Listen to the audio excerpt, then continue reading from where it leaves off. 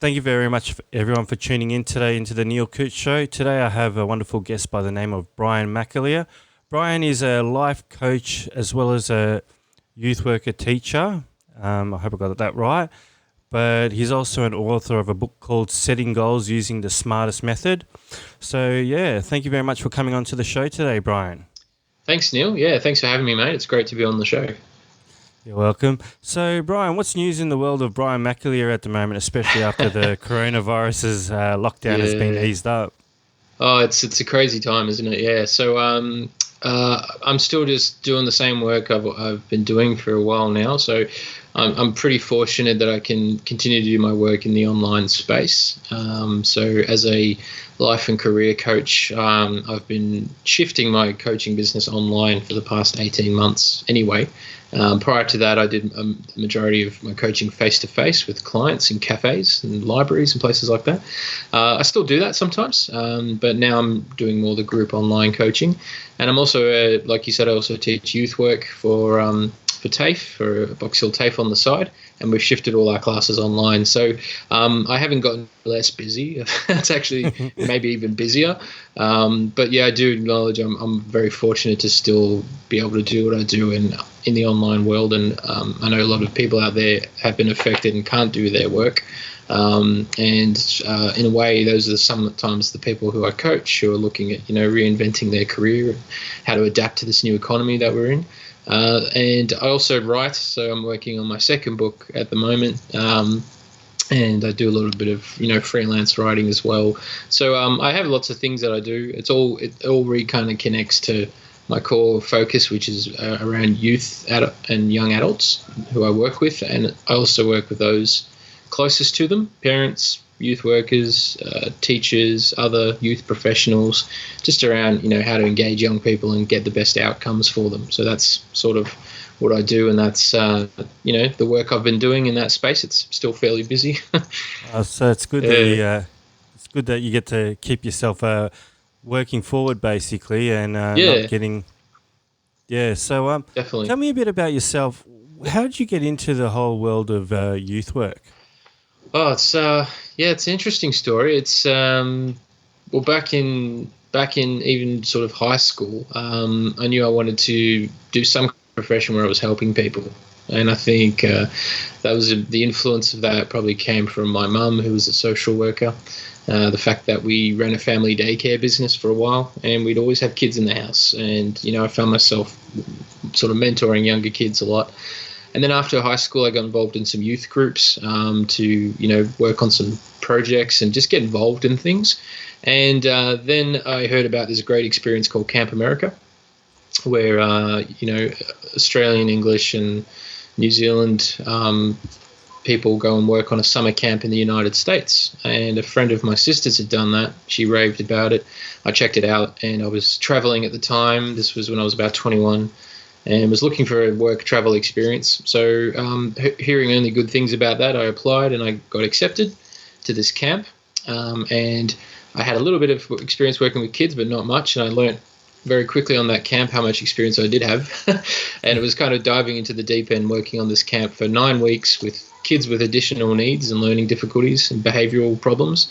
And I was helping to run activities on the camp. And then in that environment, I met lots of youth workers, social workers, counsellors, and it just seemed fit for me. And then I came back and was really, inspired by that experience and wanted to keep working with young people, and then studied to become a youth worker at the age of about 22, and still working now with youth in that space 15 years later. So yeah, I love it. So I sort of discovered it by accident, but I knew I wanted to get into that field of work around helping people and being a role model. I had a few youth workers who helped me along the way, and I just found it to be a really rewarding career. And that's what's led me here today. Oh, so what was it like working at an American camp? Is it like what you see on the TV in the movies? Yeah, a little bit. Like I thought when I started, it was going to be exactly like in the movies. And keep in mind, the movies I'd seen about summer camps were like the Friday the 13th movies where Jason shows up in the hockey mask. Obviously, it wasn't like that. We weren't being chased around. But a lot of people thought, is it like The Parent Trap, that film from the 90s? And then there's the Meatball movies from the 80s, all these different depictions of summer camp. So I had an idea in my head of what it was like, but it was completely different. It was like nothing I could have expected or could have experienced. So you're living on this camp for 10 weeks, because you get there a couple of weeks before the kids arrive for your training and all that stuff. And you're working with lots of other young adults your age, sort of late teens, early 20s is the common age. And you're living on this camp. You live in these cabins. You're with the kids all the time. Everyone eats their 3 meals a day in this massive dining hall. So you can imagine 500 people in there 3 times a day. It's pretty hectic. A couple of food fights broke out. And then you get like this day off a week, and on that day off you get off camp and hang out with your co-counselors and explore the area of America you're in. The camp I worked on was in rural Pennsylvania, northeast Pennsylvania, in a beautiful area called the Pocono Mountains. So about 2.5 hours from New York City, or about 3 hours from Philadelphia, just sort of in that corner section there. So really nice, and on a lake, tall trees everywhere, wildlife going around the camp, including bears. We had bears on our camp, skunks, raccoons, all those sort of things. And you just, every day is hard work, but a lot of fun. And you make really great friendships. I've made friends back there when I first did it in 2004, who I'm still in contact with today. And then I even went back a couple of more times and just kept going back and had a great experience. So, yeah. Oh, wow. So, working with kids or youth with disabilities, learning difficulties and stuff like that, was there any challenges? Oh, definitely, yeah. It's very challenging. If you're not a patient person, working with those kids will force you to be patient, and you'll learn a great deal about patience, and you have to be very compassionate, very understanding, and you've got to be able to see past the disability, because when you start working with anyone in disability or learning difficulties to begin with, obviously that's what you're seeing. You're seeing the difference. You're seeing the challenging the behaviour. You might see the difference in how they communicate. Once you get to know that and see past that, you get to see who is the kid, who is this individual, and they're just kids like any other kids. Obviously they just have some challenges. So working on that camp in particular, it was a lot of behaviour management. It was a lot of structure. Those kids really liked structured activities, and knowing what was coming up next. We'd get asked 50 times a day, what's the next activity, what's the next activity, what's for dinner, what's for breakfast. There's just constant questions like that. So, quite taxing and quite tiring, but like a lot of fun as well, because those kids had really great personalities. They're very funny. Some of them are really smart. We had kids there with IQs of like 130, 140, who might have had a condition like Asperger's or OCD, where they had a particular focus or fixation on something, and they knew everything about it. Like there was this kid there whose knowledge was hinges and doorknobs, and he could tell you everything about hinges and doorknobs in a way that was really quite fascinating. Like I thought, okay, it's a doorknob, but then he would open it up and talk about all the bits inside and just blow your mind with all this information. So yeah, it was equally fun and challenging at the same time. So, yeah. So working with youth in Melbourne, do you find, are the challenges the same, or are they different? Were they different, or are they different here? Yeah. So after camp, like I said before, I came back to study youth work and became a youth worker in Melbourne. So American kids and Aussie kids, very different. Kids with special needs versus kids who don't have them, again, really different. And what I learned is, because I've worked with pretty much every kind of young person you can think of, the high achievers down to kids who might be in custody, and every kid in between. I've worked with them all. And working with every young person has a different challenge, so it's never easy. Even as you get more experience, it's still hard, because you're working with a young person who has some complex issues, some needs, and a life situation that's complicated, and that's always hard to work in. So you have to take it case by case. Like every young person is different, and as you get experience, some things become easier, but then as you advance and push yourself, you go to the next level, and then there's more challenges. So it's like it never stops. Like I was starting off working with kids on camp, and by the end of my career, I was working with kids coming out of child protection, with court orders and legal issues, and having spent time in jail and trying to find them jobs. So that became the challenge. I couldn't have done that when I started. I had to sort of build up to that over many years. So yeah, different challenges with different kinds of kids. It's never the same. What was some of the challenges that you found with the kids in Melbourne?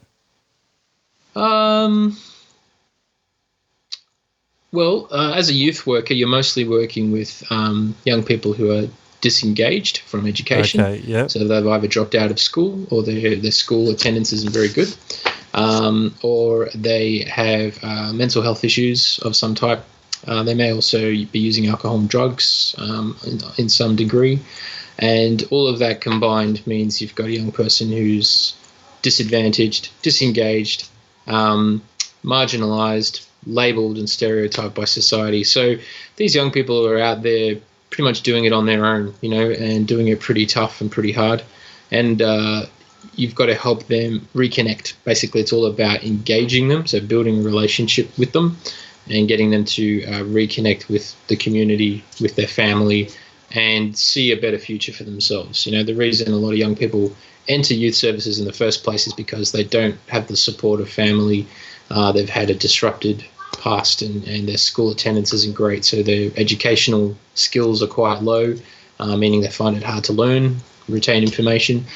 So that's pretty common across the board. That's the kind of young people you will work with as a youth worker.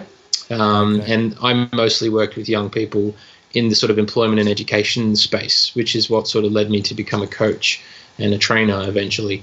And all of those young people either had some kind of involvement with DHHS. There was family breakdowns. There was, alcohol and drug use there. There was accommodation problems. So a whole range of issues. And that's pretty common as a youth worker to work in that space. So apart from structure, which I guess what everyone needs, what are some of the things that you do with the kids to help get them back on track? Yeah, so like the first step, and which is the golden rule of working with young people, is engagement. They have to be engaged. They have to want to sit down and talk to you, and bring up the issues, bring up the challenges, and be willing to work with a worker, whether that's a youth worker or a case manager or a counsellor, to try and start addressing those problems, solve them, get their life back on track.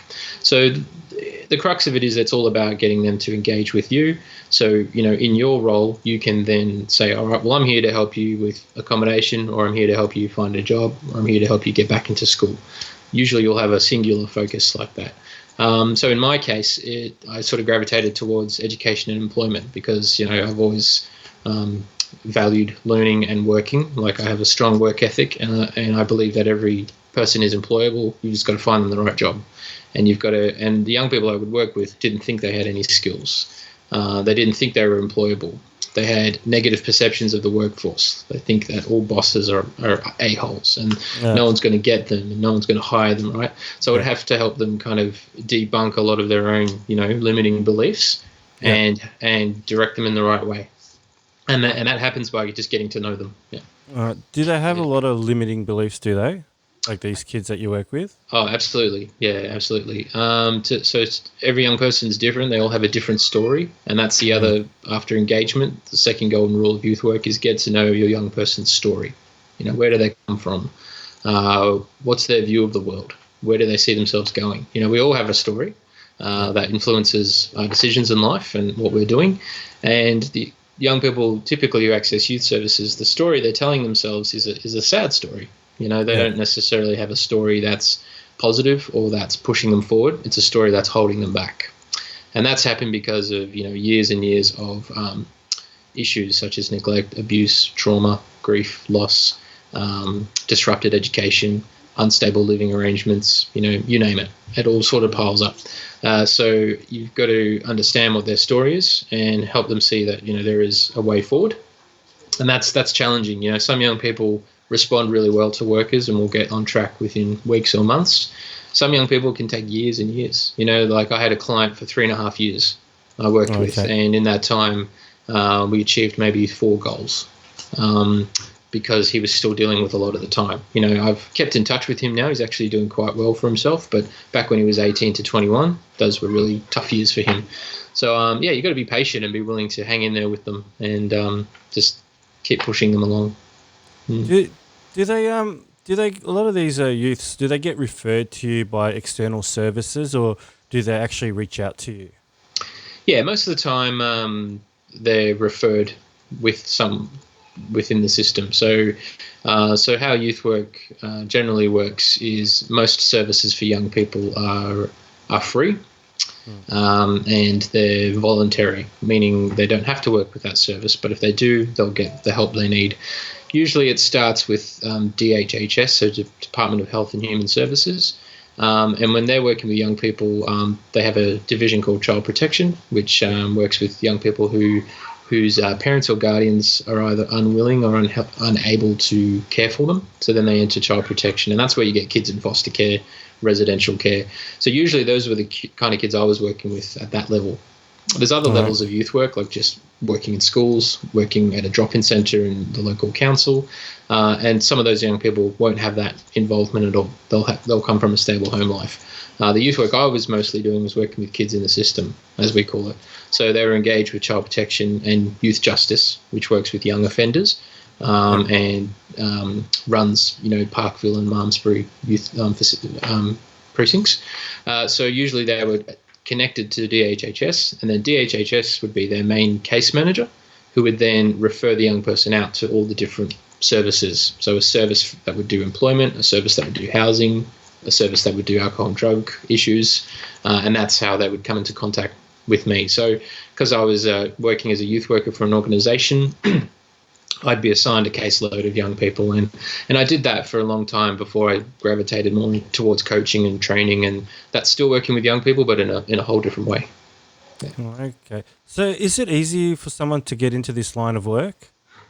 I wouldn't say it's easy. I mean, the demand is high, and in a post-COVID-19 world, we're going to need more youth workers, more social workers, more counsellors. We're seeing that now. If you look at how many people have been unemployed, how many people who are dealing with mental health issues because of what's going on in the world, the demand there for workers is very strong. Not necessarily easy, and I'll be honest, it's not for everyone. Yeah. Youth work, it's something you've got to really want to do, and it's a lifestyle. It's not a job. It's not like a job where you go and just sort of switch on and switch off. You take it with you. I still remember young people I worked with 15 years ago. I think about them often, and you have to be really compassionate and community focused, I think. So if you have those qualities, then it's definitely a great career path to get into. If you're more wanting to work in a sort of a business or a corporate structure and make money and reach KPIs and targets, then youth work's not for you. You've got to be really honest with yourself and say, if you genuinely want to help people, you want to make an impact on the community, you enjoy being with people and building relationships, even when it's difficult, you've got to have those qualities. Otherwise, the job can burn you out. And I've seen plenty of people in youth work who've gotten into it with a noble mind and a good heart, but then it just wasn't the right fit for them. So, it took me several years to get into it, and I had a few stops and starts. But I was sort of mentored by youth workers along the way that helped me make sure that, it was the right job for me. And then I did it to the point where it's like, I'm pretty satisfied with what I've done, and I'm now ready to move into more of a mentoring capacity, which is what led me to be a trainer of youth work and a coach. So, that's kind of how I got into it, and then where it took me.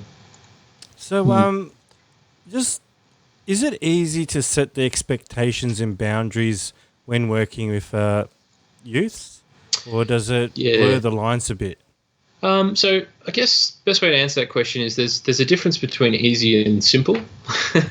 So it's simple, but it's far from easy. So the setting a boundary is simple. Like you tell a young person, this is what you can do, this is what you can't do, right? This is how I can help you, this is how I can't help you. That's an example of setting a boundary. Having that conversation and getting the young person to understand that and follow that is not easy because of their behavioural issues. They might just be naturally, defiant and want to challenge you and challenge authority. So as a youth worker, you will get that a lot. So what you learn to do as a youth worker is you say, well, here's what I can do for you and here's what I can't do for you. So it's up to you whether or not you want to work with me in our service. If you do, you'll get support. We'll be there for you. If not, you'll have to figure it out on your own. So what do you want to do? So we kind of give them the power to make that choice. Most of them are like, oh, cool. I appreciate being given that responsibility, and I can see that I need to work with a worker if I want to get anywhere.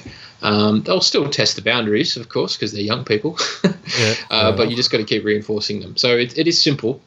Know the boundaries and communicate them clearly, and things work. But if you try and be too flexible on boundaries and not explain it clearly, then things get quite hard, and then you'll have some challenges that you've got to deal with. So it's you're basically trying to give them some form of responsibility in the decision-making process. I guess it makes it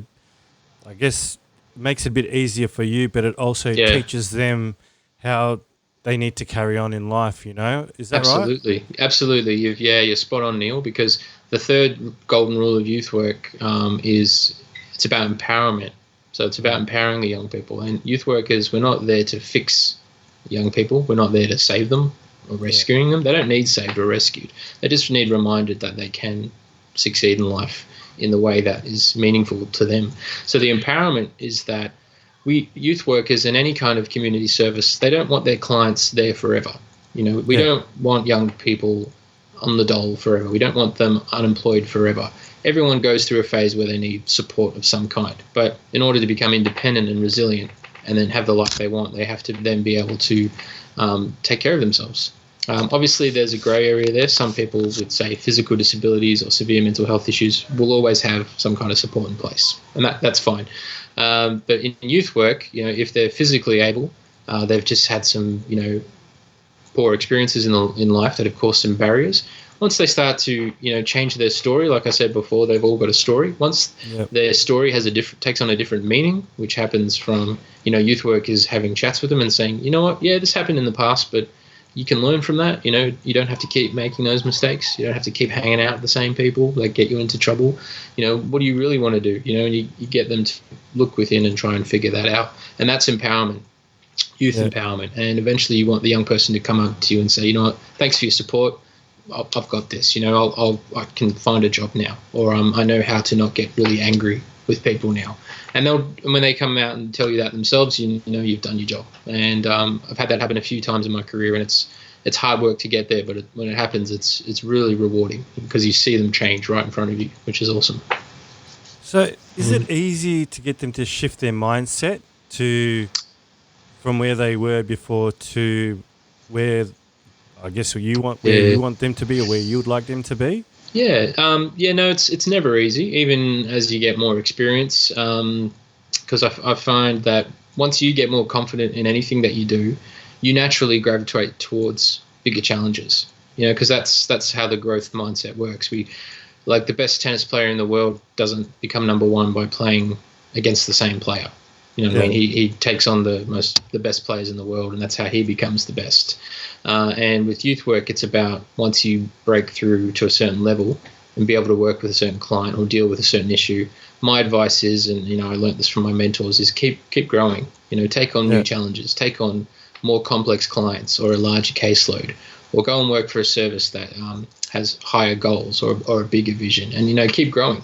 And you want to be constantly challenging yourself, because if you don't, then life will throw you challenges, and if you try to avoid them, they just keep coming at you. That's what I find. I think you've got to embrace the challenges, and it's never easy. It's still hard, but you get more confident as you go. So you take it on more willingly, I find. And obviously you learn skills over the years on how to do it. So kind of tying that back to your question, how to get the young person to change.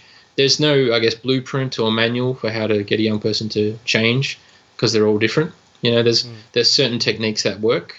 Just being able to ask smart questions, and leading by example, which is another golden rule of working with young people. You've got to lead by example.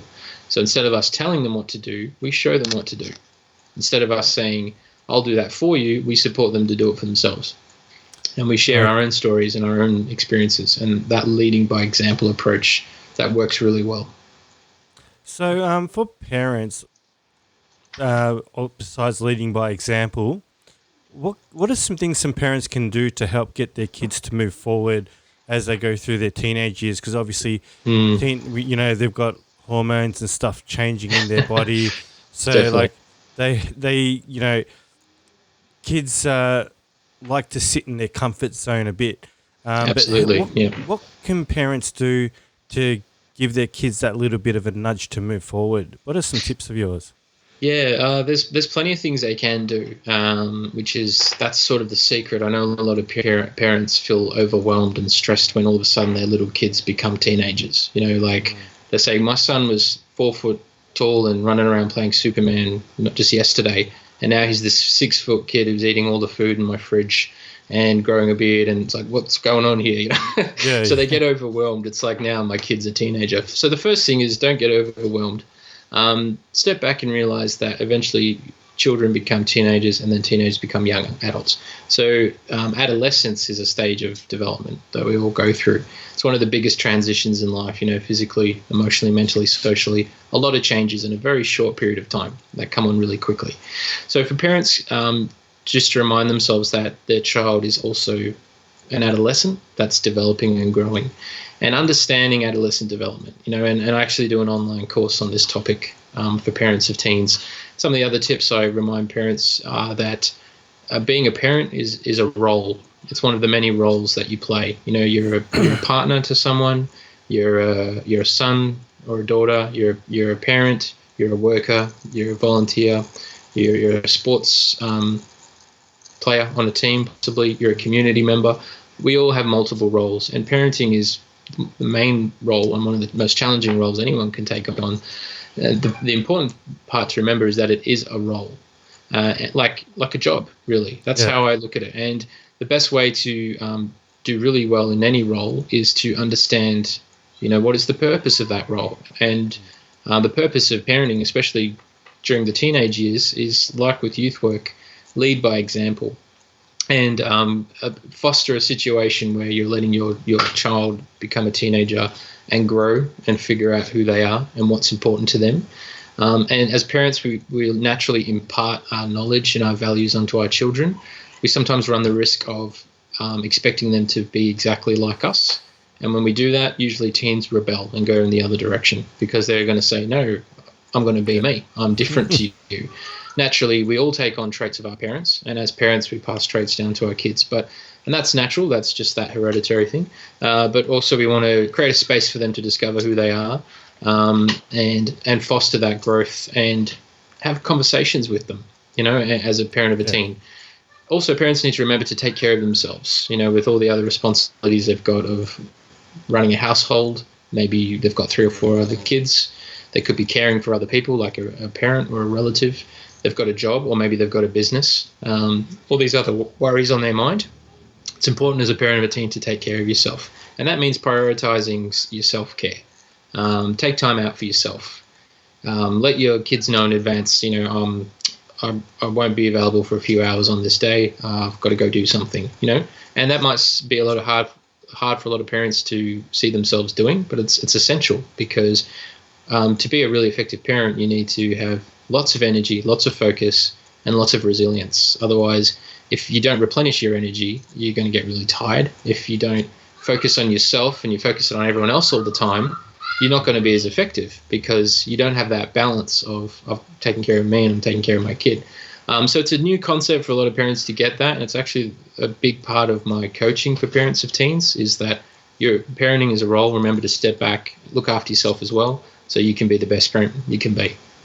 Oh wow! Yeah. So yeah, kids are kids are a full-time job, huh? Absolutely. My oldest daughter's nearly 7, but she's 6 going on 16. She's already giving us attitude and rolling her eyes and stuff, but you got to find the humor in it, and just have fun with it too. Yeah, Fair enough. So definitely. what's your definition of tough love, and is it necessary? Ooh, great question. Tough love. My definition of tough love, I think, is that, as a parent, if we're talking about in that context, that, you have unconditional love for your kids, no matter what they do, what they say, you love them. They're your flesh and blood. And when they start to challenge you or challenge maybe the boundaries of the home or the boundaries of school or the boundaries of life, we do need to step in and say, no, what, you need to do this, because if you don't, there's going to be consequences. And sometimes you want to let your kids discover what those consequences are, because that's how they'll learn. There's a difference between, a reward and a consequence versus punishment and praise. That's something that I say to parents of teens. Don't punish your kids, teach them about consequences. Punishment is like sending them to their room because you don't want to deal with them. And they're like, great, I'll go to my room and play on my iPad. Cool. They don't know what they've done wrong. Consequence would be, what you've done is wrong. I'm going to take away your iPad until you've learned what you've done wrong. That's a whole different response, right? And the kid's actually going to then think and have some insight into what they did is wrong, because something they enjoy has temporarily been taken away from them. So their motivation to get it back will help them do the right thing. Right, so we don't. If we kept going to work as adults and they stopped paying us, we wouldn't go to work, right? We go to work because we get paid and we're accountable and we have a job to do. So think about what holds your kids accountable, and that's part of tough love. Is like you want them to become independent and resilient young adults eventually. Meaning sometimes you have to let them make mistakes and you have to let them learn. As hard as that can be as a parent to let go and step back, what they're going to do is going to bring a consequence, but unless it's really severe and major, if it's something like, you might get detention at school if you do that, but you know what? You need to learn. And maybe they do get detention at school. Maybe they do get suspended for something. And then you keep your cool and you say, well, how did that happen? What have you learned from that? And in my opinion, that's tough love. And I think it's a smart way to raise kids instead of running to the rescue and trying to stop them from getting into any kind of trouble. But also making things too easy for them is also a risk as well. I think you've got to find that balance. So it's important for parents to follow through all the time, whether they're going to help them out and need to do something like, I've got, how can I say? So if you've got your own responsibilities as parents, you need to let them know, I have this to do, I need to do that. And you make sure, or I'm going to take you out to the shop today, you make sure you follow through with that, or whether it's consequences, you follow through with those consequences and not let them get away with things. Yeah, for sure. You've got to have the follow through. So the punishment and praise model is like parents find themselves praising a kid too much to get thinking that they're going to keep doing the right thing if they praise them.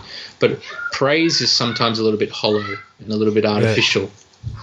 So, a reward is better because it's like dealing with the young person saying, well, if you do this, then you can have a reward of some kind. Maybe it's more screen time, maybe it's more pocket money, maybe more free time, whatever it might be. You pick what we have for dinner, something like that. You get a reward. Which one would you like? And then they choose and they have to think about it.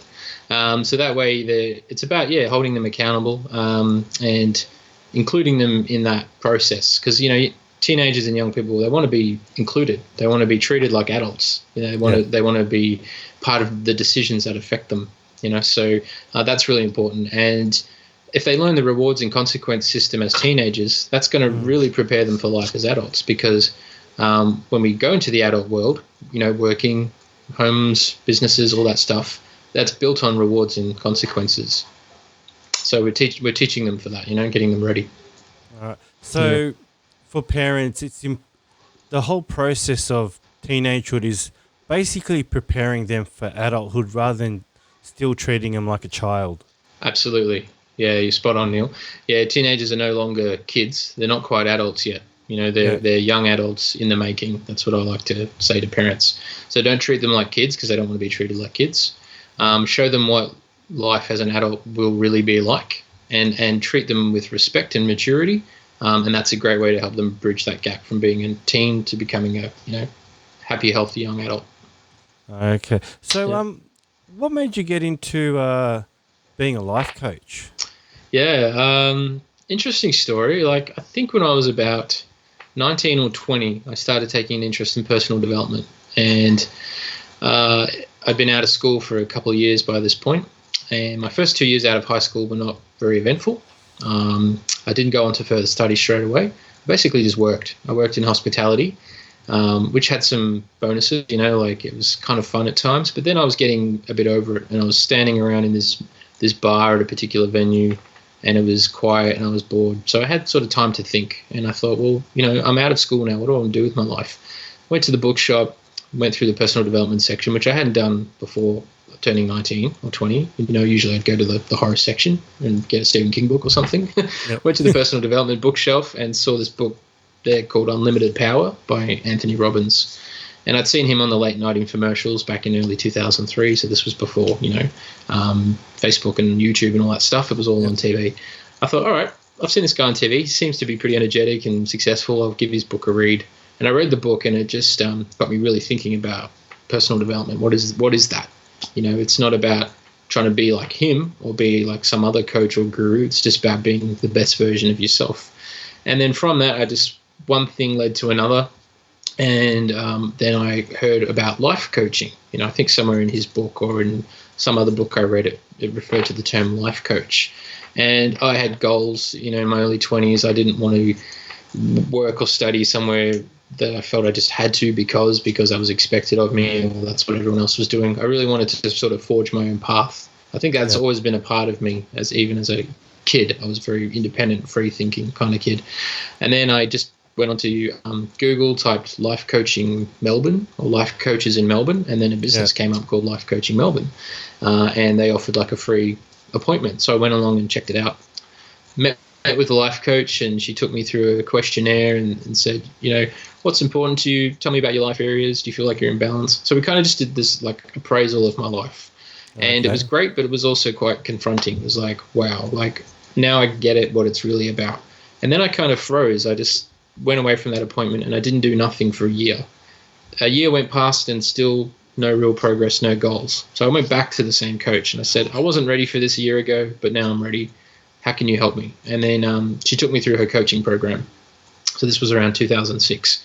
And, from applying what she taught me, and I was also in my early stages of youth work, I really liked the concept of life coaching, not about, it wasn't counseling, it wasn't exactly mentoring. It was about helping someone discover their potential, and that's what that coach did for me. She really helped me come out of my shell and start to discover who I was and what was important to me. And then a couple of years after that, I found a life coach training institute in Melbourne called the Coaching Institute. Went along to an information session, and it all just sounded right. And I signed up to the course, and I did their certificate 4 in life coaching. So it's an actual accredited qualification that you can do. Yep. Did that, and then that was in 2009. So I've been working as a coach for about 11 years now. So is that basically inspired you to write a book as well? What's it? Setting goals using the smartest method. Yeah, that's right. So the other thing I've always loved to do since I was a kid was write. I was writing short stories as a kid, science fiction, or I'd write my own version of movies that I liked, tried to pass it off as my own story, and just practicing that kind of stuff. And then as a teenager, I was journaling a lot. Like I felt like I had a lot in my head, so I was always journaling. And then eventually I'm like, maybe I could write a book, and read a few books about how to write a book, even did a couple of courses here and there. And then as I started coaching, I met some great coaches who really helped me get started as a coach. And they said, what's going to be the thing that sets you apart as a coach? What's going to be your product? What's going to be your program? What's going to make you unique? They call it a USP, a unique selling proposition. Yep. I said, well, maybe I could write a book. So I toyed around with a few ideas, and I was writing a lot on the side, mostly still journal entries, started writing some articles, and around 2013, just getting them published in little magazines and stuff. And then on a whim, I purchased a self-publishing book package in 2011, hoping that was going to motivate me to write a book. I didn't straight away.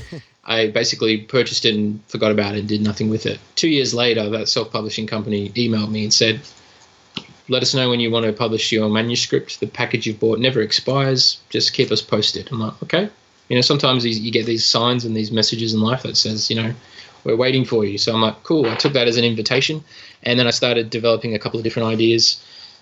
I was starting quite a lot. Like I was very indecisive back then and would start writing one project and then I'd abandon that and go on to the next. And this went on and on for about 2 years. one of my mentors, who's written about 6 books, he works in the space around working with groups and teams and facilitation.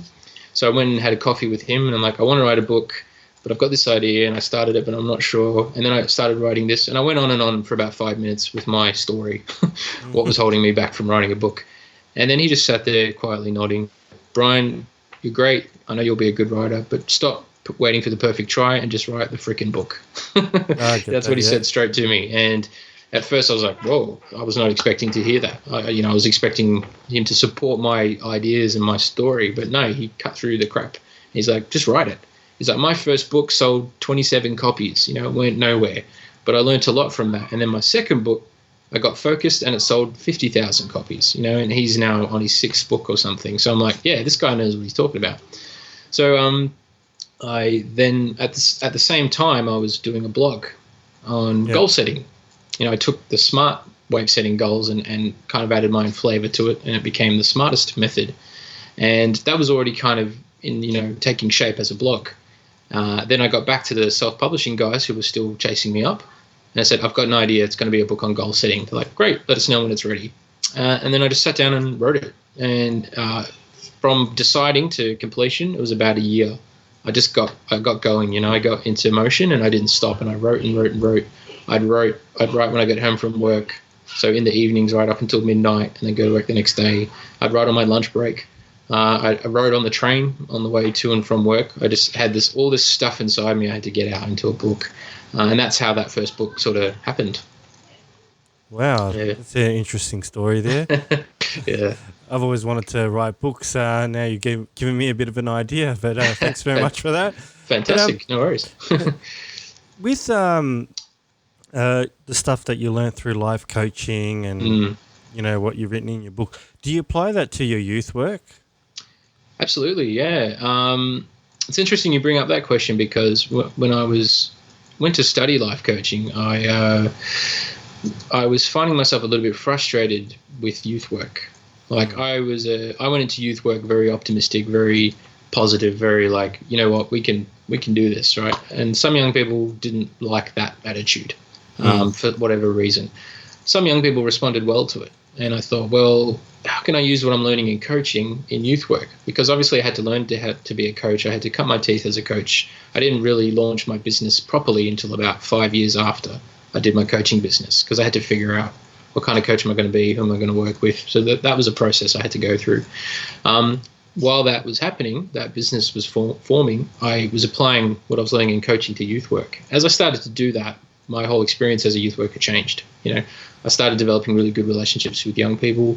I was more organized. I was very goal-orientated. And that's what helped me gravitate towards being a caseworker as a youth worker. So working with a caseload of 10 young people, helping them with their employment and education goals. And really the power of coaching is, and coaching is not the silver bullet. It's not a solution to all of life's problems. It's a tool. Life coaching is a tool, just like mentoring, just like teaching. The difference with coaching is it's all about asking questions. So a coach isn't necessarily an expert in any particular area. So you can work with a career coach. If you're an engineer and you want to become an engineer, you don't have to work with a career coach who's been an engineer. They can know nothing about engineering, but their area of expertise is asking you the questions to help you draw out your knowledge, your skills and experience, and apply that to where you want to go. And that's what I learned from coaching, was how to ask really good quality questions. And that's a skill that has been, really valuable to me. And that's what helped me become a really good youth worker, because when I started, I knew there was certain issues I had to address. I wasn't sure how to address them. Once I learned how to ask the right questions, then I got the young people talking. Some questions worked well, some didn't. So I could address the same issue, but ask 10 different questions. Eventually one of those questions clicked, and then the young person would start talking. And that was the trick, and then that made my youth work career go pretty well, and got me into some really good roles and stuff. So it's good for parents to have a good questioning technique, I guess, with their kids, so they can create conversation with them. And I guess the kids would open up, and then at the same time, I guess, would it be a good thing for parents to read these type of self-help books so they could pass the knowledge on to their kids and help them out? Yeah, absolutely. Yeah, there's nothing wrong with that. And any book on self help or personal development, they're all really just whoever wrote it. It's their take on the topic of personal development and self help. And my book's no different. I think it's foolish for any writer to claim that their book is the answer. That their book is the solution for everybody, because it's not. And that was one of my mistakes when I was starting to write my first book, was I wanted to impress everybody, but you can't. Yeah. You only need to reach a specific audience with one message, and focus on that. And that's what helped me write a book. And I think for parents, when you're reading books, because there's so many books out there on raising kids, and like, where do you start, right? They're all good. The trick is just to keep reading, to keep feeding your mind. Because you can read a 200-page book and maybe only get one idea from that, but that one idea could be like a real game changer. It could be life changing. And I try to pick up at least one thing from each book that I read. And even with my own book, all clients and people I've given it to read, they've all picked up something different from it. They've all applied a certain different thing. Some of them like it, some of them don't. So it's about just trying to get as much into your brain as you can, and put all of that together to create your own, philosophy, your own interpretation. And for parents, it's great to read books, but it's also important for them to be themselves as a parent and develop their own style as well. They don't have to try and be like Super Nanny or Dr. Phil as a parent. They're both really good at what they do, and they have some great ideas. But just cherry pick what works for you and make your own style. That's my advice. Yeah. Okay, so just read as much as you can, or get as much information as you can. Absolutely. Just take little bits and pieces from here and there. For sure. That basically works for you with working with your children. And definitely. Yeah. And that's how our brains work, because you can read a 200-page book. You're not going to remember every word in that book unless you're some kind of super genius who can recall line 3 on page 87 of a book, right? You're just going to take bite-sized pieces out of it. So whether you're feeding yourself books or whether you're feeding yourself movies and news and TV show that reinforces all the negative stuff, whatever you're feeding your brain, that's what's going to come out. Okay, because you're taking those little bite-sized pieces to form your perception. And that's how the brain works, right? And a lot of parents who only see the negatives and get stressed all the time and might be reacting are because they're focusing on the negatives. They're focusing on what the kid's done wrong. They're worried about what they're going to do in the future, instead of feeding their mind, question techniques, strategies, conversation starters, how to talk about boundaries, how to have fun with them in a different way, how to have important conversations, right? Every book will have some little bit a parent can take and apply then and there. So, it is about constantly just educating yourself. Okay, so just don't limit yourself, expand your horizons, and basically, eventually you'll find things that work, and sometimes you'll find things that don't work. That's right. Don't treat everything for gospel. Just find what works for you, basically. Absolutely. Yeah. And different things will work at different times in your life and in your child's life. The idea might be great, but maybe it's just not the right time or the right place for it. You could use it 5 years down the track, for example. Yep. I've read books that at the time I read them made no sense. And then when I went back to them, I'm like, now I understand this because I can apply it to what's going on for me right now. Same thing with adults and with parents as well. Awesome. So, do you still run that blog that you were talking about SMART goals? So the blog is still up, and it's actually where you go to get all the extra resources when you read the book. So when you read the book, it has exercises in it. So each chapter talks about that particular part of the method and what it means in terms of setting goals. And then, given it's a how-to book, it has an exercise in the page. Say if someone was borrowing from the library, obviously they can't write in the book, so they can download those exercises from the blog. So the blog is still up, and that's where people can go to download all the exercises.